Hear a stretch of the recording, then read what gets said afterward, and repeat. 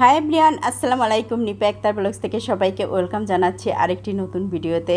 তো বন্ধুরা, তোমরা দেখতে পাচ্ছ এখানে আমি দুধ জাল করে নিয়েছি। এখানে 2 লিটার দুধ আছে। 2 লিটারের আমি 1 লিটারেরও একটু বেশি টানিয়ে নেব। তো আজকে আমি বানাবো মিষ্টি সর দই আর তোমাদের সঙ্গে শেয়ার করব। তো দুধটা এখন টানাতে একটু সময় লাগবে, তারপর আমি পরবর্তী স্টেপে যাব। তো এই যে দেখো কি পরিমাণ সর পড়েছে, আর দুধের কালারটাও কিন্তু গাঢ় বিস্কিট কালার চলে আসছে। কারণ দুধ যদি বেশি দাও তাহলে কিন্তু ক্যারামেল দেওয়ার দরকার হয় না, এমনি দুধটা ঘন হয়ে কালারটা চলে আসে। তো এখন আমি 3 চা চামচের মতন ঘি দিয়ে দিলাম। ঘি দিলে দইয়ের টেস্টটা অন্য লেভেলে চলে যায়, খুবই মজা হয়। আর টেস্ট অনুযায়ী চিনি দিয়ে দিলাম, আর 1 চিমটি পরিমাণ লবণ দিয়ে দিলাম। এখন আমি 2-3 মিনিট একটু জাল করে নেব।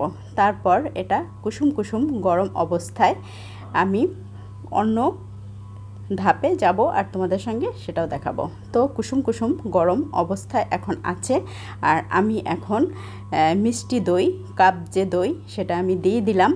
আর এখন হ্যান্ড উইচ দিয়ে সুন্দরভাবে নেড়ে নেব। তো নাড়তেছি খুব সুন্দরভাবে, আর দেখো কি পরিমাণ সর। তো আমি একটু দই এই যে মাটির পাত্রে আমি মেখে দিয়েছি, তাতে করে দইটা খুব ভালোভাবে বসবে। তো এখন আমি দুধটা ঢেলে দেব। তো এই যে দেখো ঢালতেছি, একদম কিন্তু সর, আর কালারটা খুবই সুন্দর আসছে। তো এই যে মাটির পাত্র, তারপর ঢাকনা, এটা কিন্তু আমাদের ঘরে গেস্ট আসছিল, তারা আনছিল দই, সেটাই আমি যত্ন করে রেখে দিয়েছিলাম আবার দই বানাবো বলে। তো আমি সেইটাই আবার দই বানাচ্ছি। তো এই যে টাওয়াল, তারপর কড়াই, এগুলো কিন্তু সব আমি চুলায় গরম করে নিয়েছি, তাতে করে দইটা খুব ভালো বসবে। আর এখন ঢেকে দিলাম, গরম জায়গায় রেখে দেব। তো দইটা পুরোপুরি বসতে আমার সময় লেগেছিল পুরো 1 দিন। তো এখন দেখব যে দইটা কীরকম বসলো।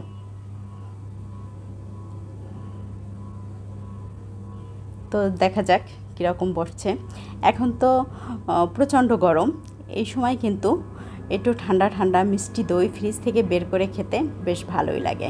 তো এই যে দেখো দইটা পারফেক্ট বসে গেছে, আর আমি এই যে নাড়াচ্ছি, নড়ছে না কিন্তু।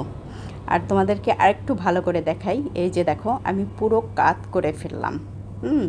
দইয়ের হাঁড়িটা নড়ছে না কিন্তু, তার মানে পারফেক্ট দইটা বসে গেছে। আর আমি এখন চামচ দিয়ে একটু কেটে তোমাদেরকে দেখাচ্ছি। এই যে দেখো কিভাবে শক্ত হয়ে দইটা বসে গেছে, আর দইটার স্বাদ সেই লেভেলে হয়েছে। তো ঠিক আছে বন্ধুরা, আজ এ পর্যন্তই।